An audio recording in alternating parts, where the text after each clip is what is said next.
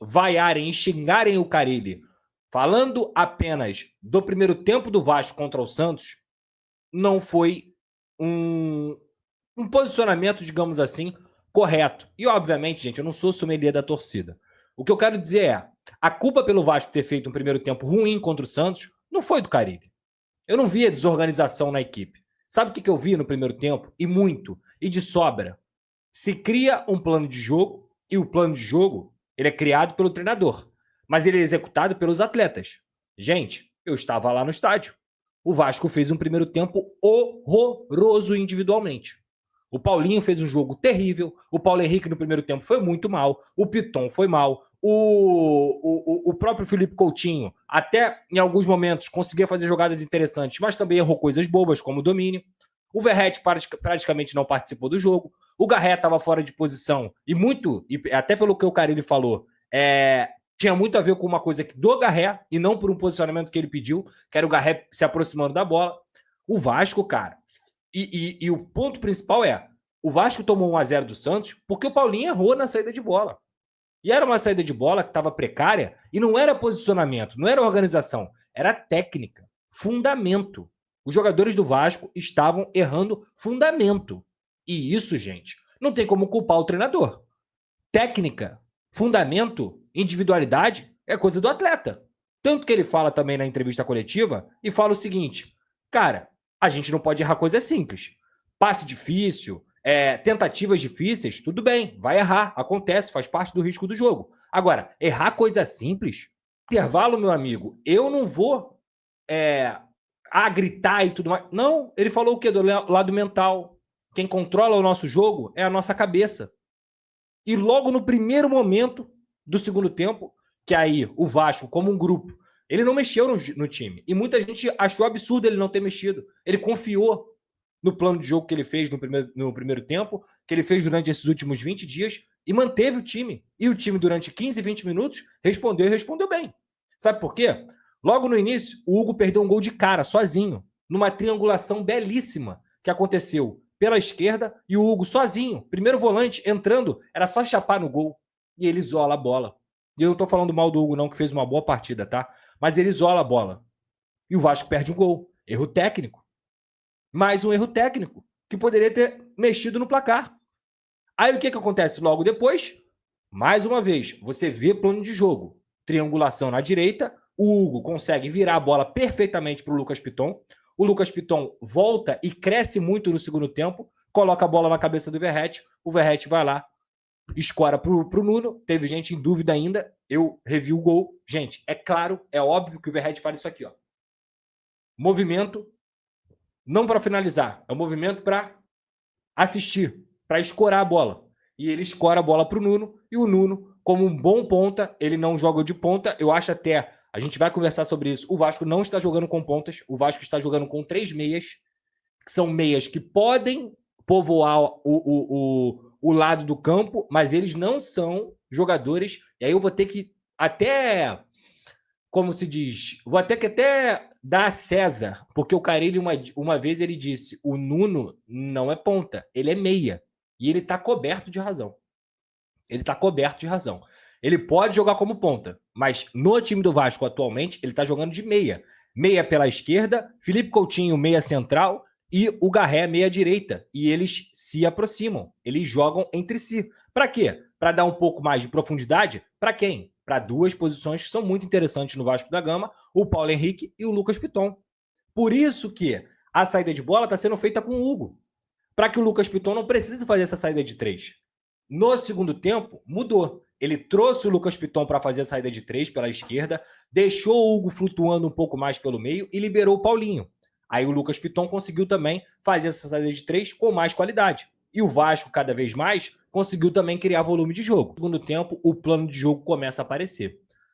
Até que, numa falta sofrida pelo Hugo, que, repito, para mim fez um bom jogo, participou tanto do primeiro gol com o lançamento para o Lucas Piton, quanto do segundo, que ele arranca e acaba sofrendo a falta. O Payet cobra perfeitamente na cabeça do Verratti, uma falha bizarra do sistema defensivo do Santos também, deixar o Verratti sozinho, loucura. E o Verratti, sempre ele, mais uma vez, insiste em calar a boca de quem acredita que o Verratti é um problema para o Vasco. Me desculpa. Leigos, ingênuos, sabem pouco de futebol, não acompanham o que é o Verratti. O Verratti, ele não é só o artilheiro do Vasco. Ele não é só a referência do Vasco. Ele é a cara do Vasco. Ele é a cara do Vasco. Ele é limitado tecnicamente? Sim. Ele quebrou o jogo hoje? Ele deu alguma deficiência para o Vasco? Muito pelo contrário. Teve uma jogada que ele ganhou tudo e puxou um contra-ataque absurdo. Com o pé, com a cabeça, e foi levando, e o Coutinho estava sozinho, poderia ter tido um pouco mais de tranquilidade, e ele erra o último passe para o Verratti, ou até mesmo para esperar algum outro tipo de companheiro chegar. O Verratti hoje, ele foi o responsável por conseguir, dentro de um jogo difícil pra caramba, conseguir virar o jogo pro Vasco. Porque ele dá uma assistência, ele quase faz o segundo numa cabeçada que a defesa do Brasão é absurda, é quase um chute aquela cabeçada, ele faz uma defesa absurda e logo depois ele consegue fazer o 2-1 e mais uma vez dá 3 pontos pro Vasco dentro de São Januário e começa o Campeonato Brasileiro como ele terminou 2024. É uma insanidade, é uma loucura alguém ter birra do Verratti, alguém ter raiva do Verratti, alguém ter prazer em criticar o Verratti. É uma loucura. Se você é vascaíno, gosta do Vasco e fica criticando o Verratti à torta e à direita, meu amigo, me desculpa, tenho minha desconfiança se você é vascaíno de verdade. Porque se a gente teve alguma alegria desde 2023 por conta de algum jogador, esse jogador se chama Pablo Verratti e o outro é o Léo Jardim. De resto, meu amigo, levanta a mão para o céu. Mais uma vez ele botou 3 pontos na conta do Vasco. 3 começou abordando aqui, que foi esse fator apoio. Não adianta, por mais que você tenha algum tipo de birra com fulano, com ciclano, com Carille, com Verratti, tal, não adianta ir para São Januário para tomar um gol com 30 minutos e ficar quieto, xingar, tomar no cu, não sei o quê. Torcedor, você pode fazer o que você quiser. Você pode fazer o que você quiser. Você paga o teu ingresso, você faz o que você quiser, tá? Dentro do limite, dentro da lei. A questão é, o Vasco tem totais condições de criar um ambiente mais foda ainda, desculpa a palavra, mais foda ainda em São Januário. E time, torcida e time, mesmo perdendo, mesmo em adversidade, amigo, esses caras, eles têm condições de fazer uma campanha irretocável dentro de casa.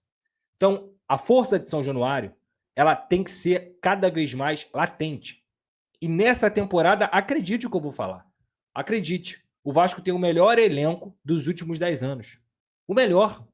Cara, para pensar. Eu não vou falar do time titular, não. Não vou falar do time titular, não. Eu vou falar do time reserva. Opções no banco de reservas. Adson, Ryan, Tietê, Payet, Jair. Mal ou bem, você tem o próprio Matheus Carvalho, que é um jogador que foi titular no ano passado e que em algum momento ele pode entrar. O Lucas Freitas é um jogador que perdeu a vaga, mas tem condições de ser um zagueiro imediato ali, tranquilo. Puma Rodrigues é um lateral que sempre corresponde. O Vitor Luiz, muito abaixo do Piton, é uma deficiência que o Vasco tem. Então, assim, cara, tem elenco pro Vasco, inclusive no segundo tempo, como foi feito hoje, virar os jogos. O que a gente sempre conversava aqui? Porra, esse time toma gol, desmorona. Hoje foi ao contrário. Tomou gol, ficou nervoso, voltou pro segundo tempo, se reergueu. Um gol até os 20, virou o jogo, furou a bola, 2-1 Vasco, 3 pontos na conta. Então, galera, você conseguiu acompanhar nesse momento as palavras do Lucas Pedrosa, analisando tudo que envolveu a partida que o Vasco da Gama conseguiu uma belíssima virada em São Januário por 2-1 frente à equipe do Santos de Neymar, mas não teve Neymar presente em São Januário.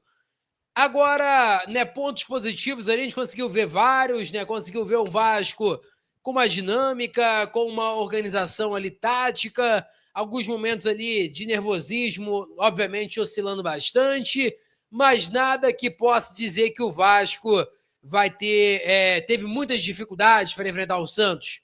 A verdade é que o Santos também eu considero uma equipe muito limitada, uma equipe que defensivamente, né, tem ali o Brasão, que fez uma belíssima defesa na cabeçada do Verratti.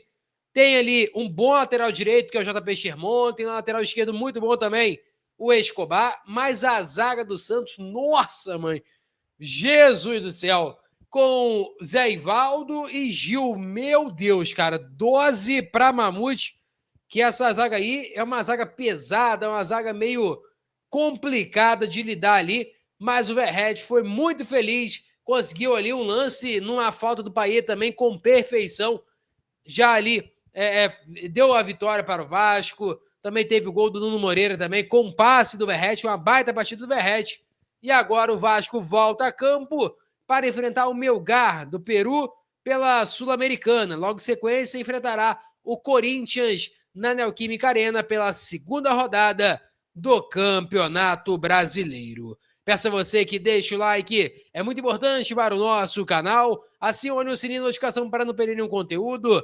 Nossa meta é alcançar o mais rápido possível 60 mil, conto muito com a sua ajuda e também com a sua moral. Vou ficar por aqui, velho, tamo junto e é nóis! Fui!